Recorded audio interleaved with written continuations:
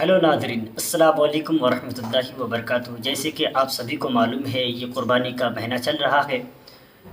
میں آپ لوگ کے سامنے وہ مسئلہ پیش کرنے جا رہا ہوں جو قربانی کی جانور کی جو اہمیت کرتے ہیں، جو قربانی کی جانور کی قدر کرتے ہیں۔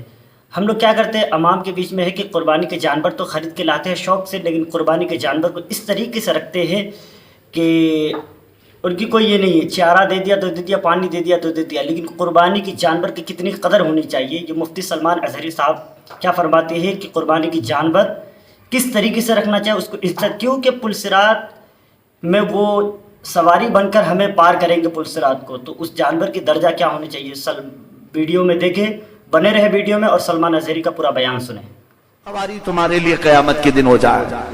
اب اندازہ کرو جو تمہاری پل صراط پر سواری بننے والا ہے، اس کی کتنی عزت ہونی چاہیے۔ اسی لیے ہمارے بزرگان دین قربانی کے جانور کا اتنا احترام کرتے تھے، عزت کرتے تھے کہ عام جانوروں سے انہیں الگ رکھا جاتا تھا۔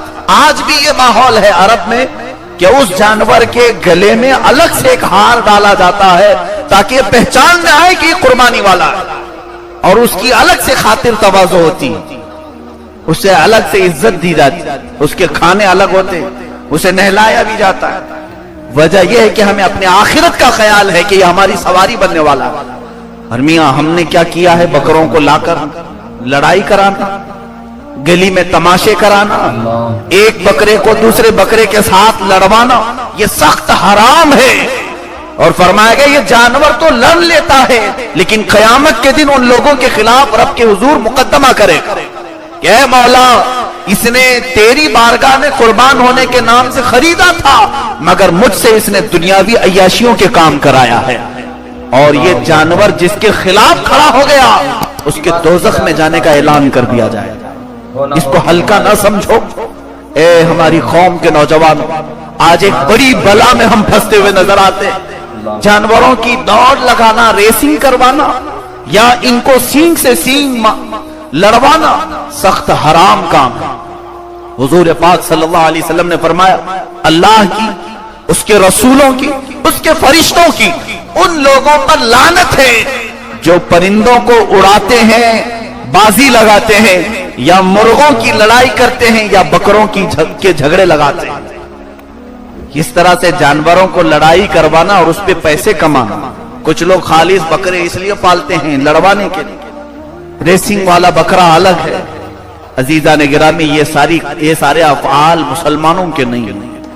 اگر کوئی کافر و مشرک یہ کر رہا ہے تو اسے کرنے دو، وہ تمہارا آئیڈیل نہیں۔ رسول پاک صلی اللہ تعالی علیہ وسلم کی بارگاہ میں یمن سے 100 اونٹ لائے گئے۔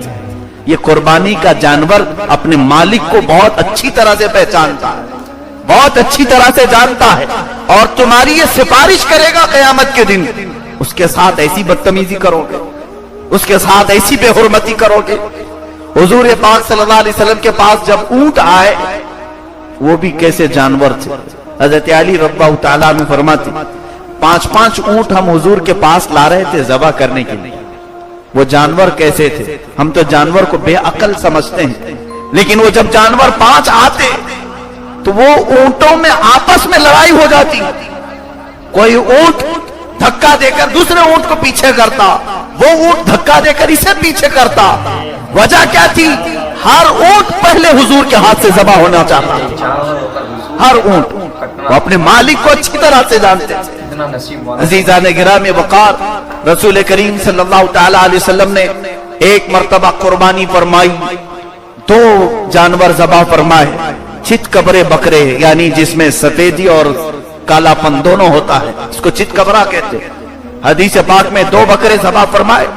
پہلی قربانی اپنی طرف سے کی اور دوسرے بکرے کی قربانی اپنی پوری امت کی طرف سے فرمائے، پوری امت کی طرف سے فرمائے۔ جو نہ بھولا ہم غریبوں کو رضا، یاد اس کی اپنی عادت کی۔ ہم تو پیدا بھی نہیں ہوئے تھے، ہمارے نبی صلی اللہ علیہ وسلم نے اپنی قربانی میں ہمیں بھی شامل فرمایا۔ تو آج جس کی استطاعت ہے وہ قربانیوں میں اگر بڑے کا حصہ لیتا ہے تو ایک حصہ میرے رسول کے نام سے ضرور، میرے آقا صلی اللہ علیہ وسلم کے نام سے بھی وہ قربانی کرے۔ اب یہاں پر میں یہ بتاتا ہوں، حضور کا نام جس قربانی کے ساتھ لگا ہے وہ بکرا जो तुम्हारे नाम से ज़बह होने वाला है। अब तुम्हारी खुद अकल क्या फैसला करती है, ये तुम्हारे हाथ में है। क्या हुजूर के नाम, सहाबा के नाम, बुजुर्गों के नाम, या फिर तुम्हारे मुकद्दस नाम जिनसे ये ज़बह होने वाला है, उस बकरे के साथ ऐसी बदतमीजी और बेहुरमती होने पाए? ऐ मेरे अजीजों, इस मैसेज को आम करो उन नौजवानों तक जो दीन इस्लाम से आशना नहीं। कुर्बानी को उन्होंने मजाक समझा है। और ये बात भी मैं बता दूं, कुर्बानी के जानवर के हर चीज का अदब भी करो।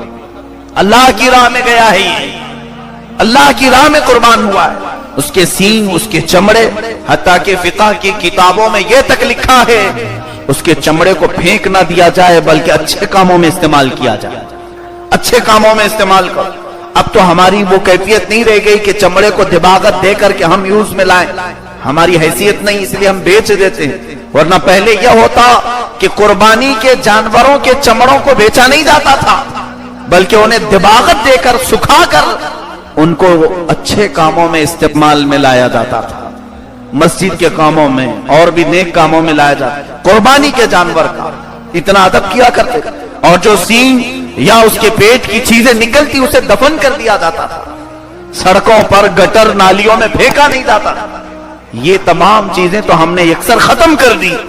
और यही सारी चीजें हैं जो आज गैरों को हमारी तरफ उंगली उठाने का मौका मिला।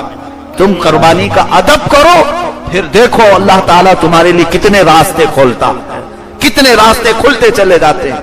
खून में लथपथ होकर सड़कों पर निकलना या दूसरों को दिखाना, चाकू और छुरी लेकर लोगों को डराना धमकाना, ये सख्त तरीन आमाल है। मदीने तैयबा में एक सहाबी रसूल, वो तो तलवार रखने का मौका था उस जमाने में, वो तलवार ऐसे लटकाए हुए बगल में आ रहे थे।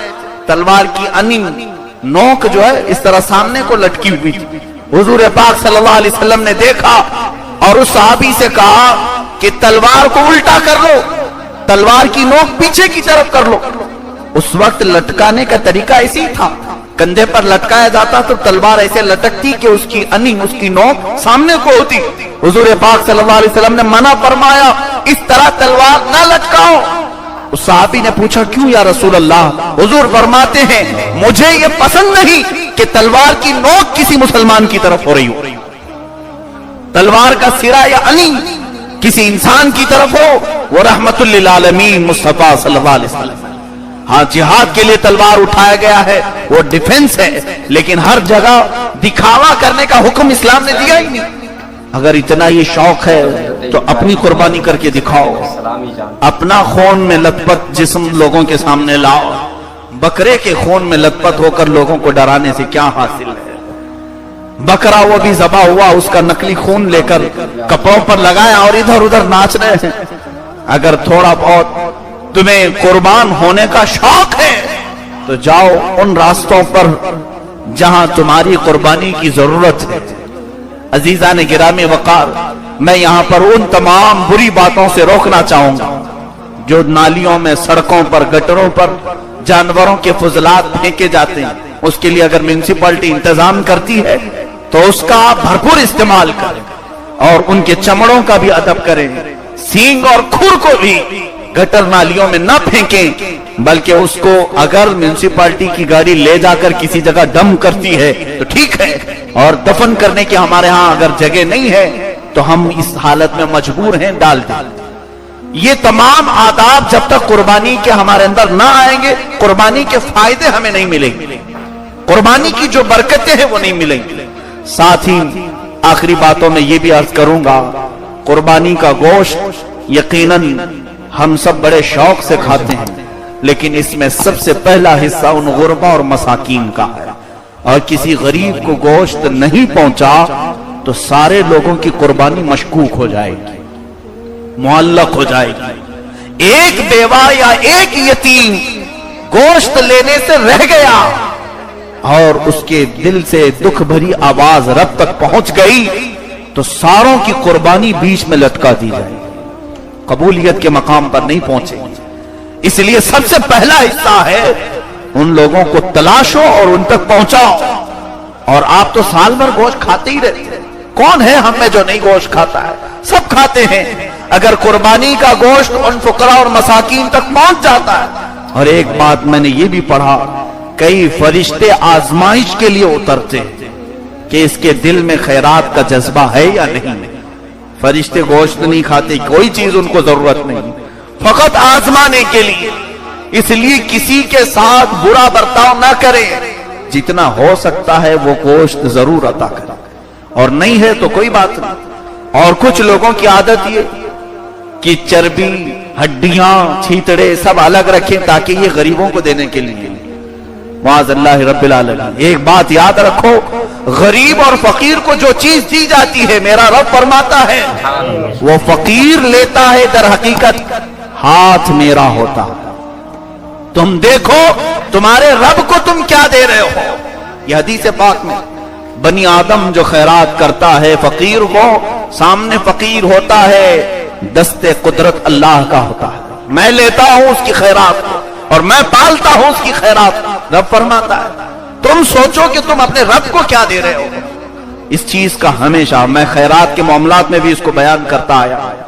اللہ کی بارگاہ میں دینے والی چیزیں اچھی, ہاں ہمارے کھانے کے لیے اگر کمتر بھی رہ گئی تو کوئی حرج نہیں. ان تمام چیزوں کا خیال رکھیں, قربانی کی برکتیں ضرور ملیں گی. لیکن ذبح کے وقت اس سال یہ نیت ضرور کرنا کہ اے خالق ارض و سما, اے خلاق کون و مکان, میرے اندر جتنی بری عادتیں ہیں میں اس قربانی میں اسے ذبح کر رہا ہوں. جانور ذبح کرنے کا نام نہیں ہے. آپ حضرات قربانی کریں, اچھی بات ہے, اپنا واجب جو ہے وہ کریں, بٹ اس کی جو فضیلت ہے وہ حاصل نہیں کر پا رہے ہیں. اس کی جو برکت ہے ہم لوگ صحیح طریقے سے حاصل نہیں کر پاتے ہیں. تو آپ کو پتہ چل گیا ہوگا ویڈیو دیکھنے کے بعد کہ کس طریقے سے ہمیں جانور کو رکھنا چاہیے. اور سب سے بڑی بات یہ ہے کہ خالی قربانی میں گوشت کاٹے کھا لیے, ایسا قربانی بالکل